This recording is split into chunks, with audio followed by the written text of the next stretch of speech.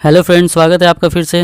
तो दोस्तों, जो मैंने वीडियो बनाया था, पहला पार्ट बनाया था अमेज़न को जो झटका लगा है सरकार की तरफ से, जो सरकार ने ई पॉलिसी चेंज करने के लिए जो ड्राफ्ट लाया है नया, इससे ई कॉमर्स प्लेटफॉर्म पर कड़ाई की जाने वाली है। तो यहाँ पर आप देख सकते हैं, इसका पार्ट 1 मैंने बनाया था। अगर आपने नहीं देखा है तो उसको देख लीजिए, उसमें आपको पूरी जानकारी मिल जाएगी। और उसमें मैंने वो वीडियो काफ़ी लंबा हो गया था, इसलिए मैं पूरा नहीं कर पाया था उसको। तो आधी जो बात है वो मैंने उसके लिए पार्ट 2 बना दिया है, जो ये वीडियो है जो अभी आप देख रहे हैं। तो ये जो पार्ट 1 है इसको ज़रूर देख लीजिएगा, और ये जो पार्ट 2 है इसमें मैंने बाकी का जो उसके बाद था वो बता रहा हूँ।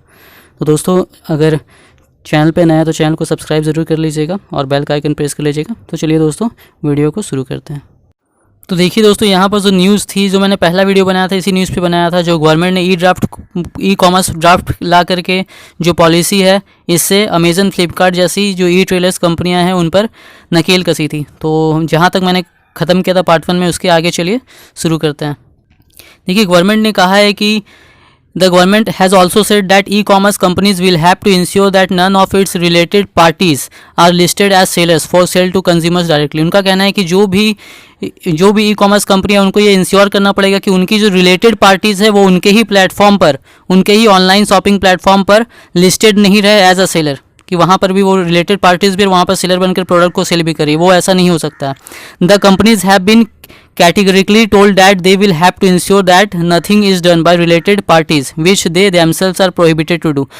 साफ साफ उनको बता दिया गया है कि जो भी ई ट्रेलर्स जो हैं, ई कॉमर्स कंपनियों पर जो लागू हो रहा है, जो भी प्रोहिबिशंस, जो भी प्रतिबंध उन पर लग रहा है, वो सारा उनकी रिलेटेड पार्टीज़ पर भी होगा। उनकी रिलेटेड पार्टीज़ भी वो सारा कुछ नहीं कर सकती हैं। यहाँ पर देखिए, रिलेटेड पार्टीज़ किनको कहा गया है। Companies will termed related parties if they have 10% और more common ultimate beneficial ownership, यानी जिनके पास भी 10% या उससे ज़्यादा कॉमन अल्टीमेट बेनिफिशियल ऑनरशिप होगा उस कंपनी में, वो रिलेटेड पार्टीज़ कही जाएंगे। और उन पर भी ये सारा टर्म्स एंड कंडीशंस जो सरकार ने बताया ये लागू होगा। अब देखिए, as per the draft no market place e commerce entity will be able to sell goods और services to any person who is registered as a seller on its platform. यानी कि अब ये जो ड्राफ्ट आएगा, इसके हिसाब से जो भी ई कॉमर्स कंपनियां हैं, ई कॉमर्स एंटिटी है, जैसे अमेजन को ले लीजिए, वो अपना खुद का जो प्रोडक्ट है उसको अपने ही प्लेटफॉर्म में रजिस्टर्ड सेलर को नहीं बेच सकती है। This clause essentially bars e-tailers from running wholesale businesses through which they are allowed to be selling subsidized goods of their preferred vendors। तो इससे फ़ायदा क्या होगा? इससे फ़ायदा ये होगा कि ये जो ई कॉमर्स कंपनियां हैं, ये अपना ही प्रोडक्ट बनाती हैं और अपना जो प्रोडक्ट है उसको होलसेल में बेच देती हैं। और किनको बेचती है? अपने ही शॉपिंग प्लेटफॉर्म पर रजिस्टर्ड वेंडर्स को। और उनमें भी सभी वेंडर्स को नहीं, अपने कुछ चुनिंदा प्रीफर्ड वेंडर्स को बेच देती हैं। तो इससे अपना होलसेल बिजनेस भी वो चलाती हैं साथ में, ई कॉमर्स प्लेटफॉर्म के अलावा। तो इस तरह से वो ज़्यादा बेनिफिट कमाती हैं। तो इससे ये होगा कि जो ई कॉमर्स कंपनी है वो अपना होलसेल का जो बिजनेस है वो नहीं चला पाएंगे, जो फिलहाल वो अपने प्रीफर्ड वेंडर्स को बेच देती हैं। वेंडर्स में भी प्रीफर्ड वेंडर्स को बेचने से क्या दिक्कत जाती है दोस्तों, ये मैं समझा दे रहा हूँ। देखिए, कोई भी अमेजन का प्लेटफॉर्म है, उस पर कोई भी वेंडर बनकर रजिस्टर हो सकता है। आप भी कोई प्रोडक्ट चाहेंगे तो अमेजन के प्लेटफॉर्म पर सेल कर सकते हैं, उस पर रजिस्टर्ड होकर के। लेकिन अमेजन यहाँ पर क्या करिए कि अपना जो प्रीफर्ड कुछ वेंडर्स है उनको केवल अपना जो प्रोडक्ट है होलसेल वाला, वो कम दाम पर प्रोवाइड करा देती है। और इससे क्या होता है कि वो उसको और डिस्काउंटेड प्राइस पर बेच देते हैं। तो अब वही सेम सामान कोई दूसरा वेंडर बेचेगा तो उसको तो उतना कम में बेचेगा तो प्रॉफिट हो नहीं पाएगा। और ये जो प्रीफर्ड वेंडर्स होते हैं, इनके पास ये पूंजी भी ज़्यादा रहती है और अमेजन का सपोर्ट भी रहता है। तो ये उसी प्रोडक्ट को कम दाम पे बेचेंगे। अब कम दाम पे बेचेंगे तो स्वाभाविक सी बात है, कोई भी कस्टमर है वो जहाँ कम मिलेगा वहीं से खरीदेगा। तो इससे तो वो उन प्रीफर्ड वेंडर्स का ही सेल होगा।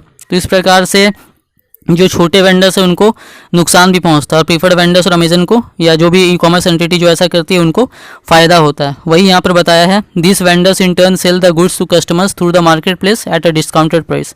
और यही जो अमेजन से होलसेल में इनको जो प्रीफर्ड वेंडर्स है उनको जो सामान मिलता है वो थोड़ा कम प्राइस पर मिल जाता है, और उसको वो मार्केट प्लेस में एक बड़े डिस्काउंट में बेच देते हैं। तो इससे उनको फ़ायदा होता है, जो बाकी वेंडर्स है उनको नुकसान उठाना पड़ जाता है। ये जो ड्राफ्ट है इसके द्वारा गवर्नमेंट ट्राई कर रही है क्या करने का, कि जो वेंडर्स है, जो प्रीफर्ड वेंडर्स का समस्या खड़ा हुआ है, बहुत ज़्यादा ये मामला उठ चुका है, और वो डिस्काउंटिंग पे बेच देते हैं सामान, जिससे कि बाकी वेंडर्स को दिक्कत हो जाती है। या खासकर आप देखेंगे तो जो ऑफलाइन रिटेलर्स है, जो बाहर ऑफलाइन मार्केट में जो सामान मिलता है, ऑनलाइन में जो नहीं मिलता है, ऑफलाइन का तो मार्केट ही ख़राब हो चुका है। तो अभी सरकार जो चाहती है, जो ऑफलाइन रिटेलर का जो ग्रोथ है उसको ठीक किया जाए। इनका जो ये ज़बरदस्त ऑफर देते हैं साल में कितनी बार, उनको रोका जाए, और ये जो प्रीफर्ड वेंडर को ये जो सेल करते हैं डिस्काउंट प्राइस में, उसको भी ख़त्म कर दिया जाए, जिससे कि जो ऑफलाइन रिटेलर उनको भी फ़ायदा होगा, और जो छोटे वेंडर्स उनके प्लेटफॉर्म पर रजिस्टर्ड है उनको भी इससे फ़ायदा होने वाला है।